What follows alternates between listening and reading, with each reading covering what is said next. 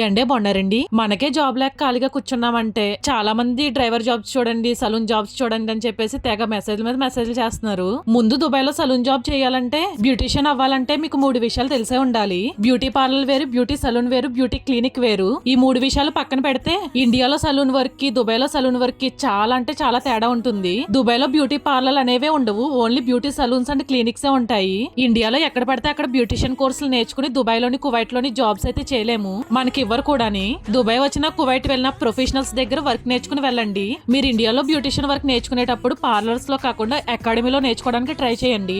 Academy వాళ్ళైతేనే మనకి professional గా work నేర్పించి ఇంటర్నేషనల్ సర్టిఫికేట్ అయితే ఇస్తారు.